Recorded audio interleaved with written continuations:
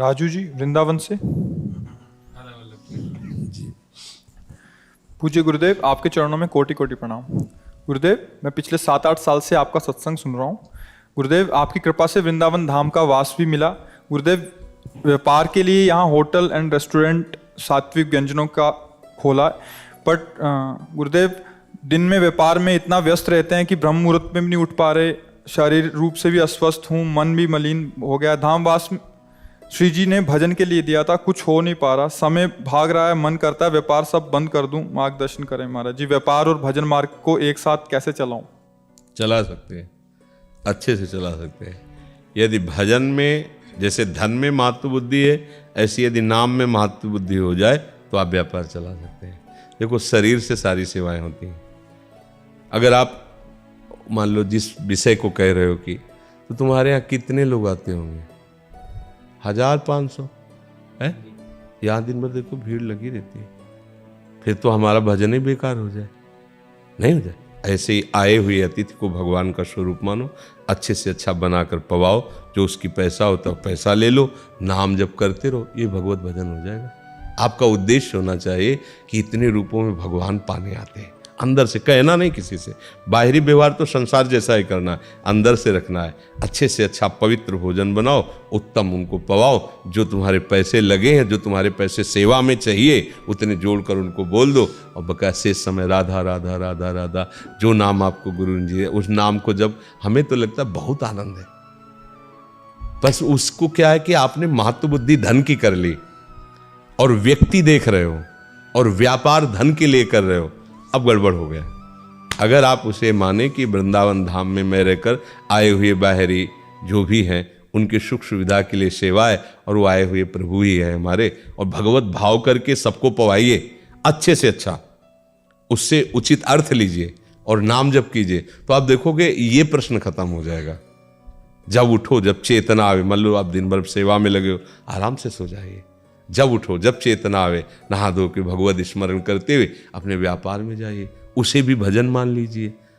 जब शाम के आप अपना होटल या जो भी हो बंद करो, तो 1 मिनट ऐसे शांत होकर प्रणाम करो भगवान को, हे प्रभु, जो दिन भर सेवा हुई वो आपके चरणों में समर्पित करते हैं। नाथ इसका फल यही मिले कि आपको मैं भूलूं नहीं, हर समय आपको याद रखूं। प्रभु आप देख लो, आप कृपा करके अपने चरणों से हमें लगा, हमारा मन कभी आपसे दूर ना जाए। हर मिनट को उनको समर्पित हो जाएगा। अब क्या है, हम लोग बिल्कुल अलग हो गए, भजन को एक अलग समझ लिया और संसार को अलग समझ लिया। तो आप जितनी देर उस काम में लगते हो, भजन का कोई भाव ही नहीं है, तो फिर चुभेगा तो है ही, क्योंकि धाम आए हो भजन के लिए, तो अच्छा नहीं लगेगा। तो इसको सुधार कर लो। अच्छा, अब बाबा जी हो तो चलो मांग लो, खा लो, भजन करो। अब जब गृहस्थ हो तो अर्थ चाहिए ना, अर्थ के लिए व्यापार है, तो व्यापार करना ही है, तो उस व्यापार को भजन बना लो।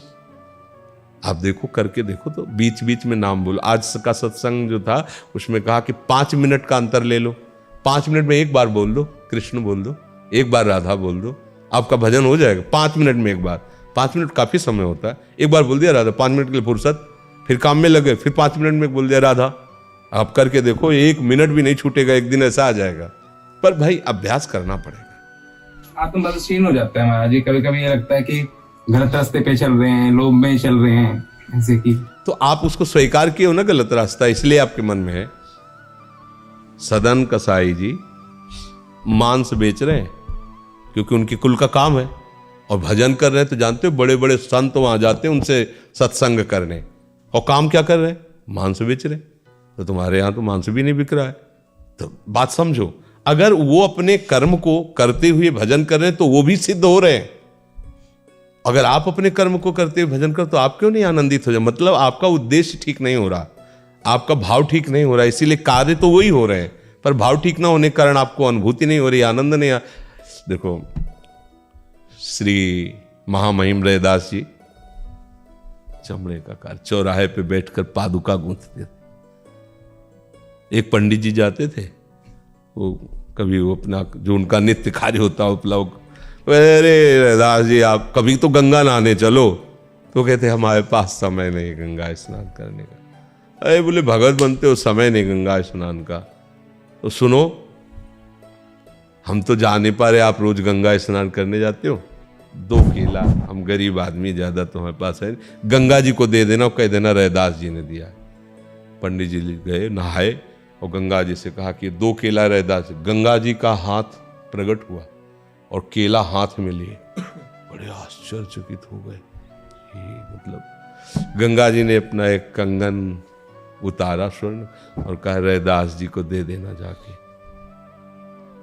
वो तो आश्चर्यचकित हो गए कि हम रोज गंगा नहा रहे हैं नियम से, या कभी गंगा जी हमसे ये बात, और वो तो कभी आते ही नहीं गंगा, और देखो उनको कुछ तो है, मतलब कुछ तो अंदर है। ये चमत्कार कैसे? फिर सोचा कि देने की जरूरत क्या, इतना महंगा कंगन है, चुपचाप अपनी पंडिताइन को देंगे जाके, रैदास जी को दे। अब वो जिस गली से चले तो घूम के वही रैदास जी के दरवाजे खड़े हो जाए, जिस मार्ग से चले वो वहीं खड़े हो जाए। हार गए उन्होंने। फिर गए रैदास जी के पास, उनका गंगा जी ने एक कंकन दिया है आपको। बोले जब हमने केला दिया तो गंगा जी में हाथ प्रकट हो गया, उन्होंने अपने कर कमल में आपका केला और ये कंकन। तो समझ गए थे कि इनके अंदर लोभ आ गया है, तो कहा देखो पंडित जी हमको कंकन की जरूरत नहीं, तुम ही वो कंकन रख लो। तो अब उन्होंने उस कंकन को बेचा तो अच्छी धनराशि में मिला, तो एक नगर सेठ ने खरीदा। अब वो कंकड़, उनकी नगर सेठ की पत्नी की मित्रता थी रानी से, वो जब वहां गई तो कंकड़ देखकर लुभायमान हो गई, दिव्य कंकड़। उनका ये कंकड़ हमें दे दो, जितना धन चाहो जितना, तो दे दिया। और वो कंकड़ ले, राजा से कहा दूसरा हाथ का कंकड़ ऐसे ही बनवाओ। अब वो दिव्य कंकड़ दिया हुआ वहां उनके कहां से प्राप्त हुआ पता चला, तो क्रम से पता चला कि पंडित जी को गंगा जी ने, पंडित जी से कहा दूसरा कंकड़ गंगा जी से लाओ। अब वो परेशान हो गए क्योंकि उनके पावर से थोड़ी निकला था। रैदास जी के पास गए, बोले राजा का हुक्म है, और राजा की बड़ी विचित्र गति होती है, कहो 2 मिनट में पुरस्कार दो, कहो 2 मिनट में फांसी में चढ़ा दे, इसलिए कंकड़। तो उनका ठीक है, ऐसे कठोता में हाथ किया और दूसरा कंकड़ निकाल के दे, ले जाओ। तो उनका पंडित जी ने कहा ये तो गंगा जी ने दिया। तो बोले ये भी गंगा जी है, यही आ गई, मन चंगा तो कठौती में गंगा। नाम जप कर रहे, भगवान की सेवा कर रहे, तो जानते उसमें क्या था? हाँ, चमड़ा धोते थे उसमें, मतलब बात समझ ली है। और उसी से ऐसे चमत्कार बड़े बड़े सिद्धों को उसी पानी से। एक बार गोरखनाथ, गुरु गोरखनाथ जी गए, चमत्कार के उसमें विषय में प्रसिद्ध हैं, बड़े सिद्ध योगी थे। तो रैदास जी उस समय भाव में बैठे हुए थे, तो गए तो संत देखा, प्रणाम किया, गुरु गोरखनाथ जी से बात हुई, फिर ऐसे भाव में आए, ऐसे चमड़े का वही जल लिया और कहा ले वैसे, तुम खप्पर लंबा दिया, खप्पर में डाल दिया। अब सोचा कि अब है तो संत ही पर, ये है तो चमड़े का पानी, इसको क्या पिए।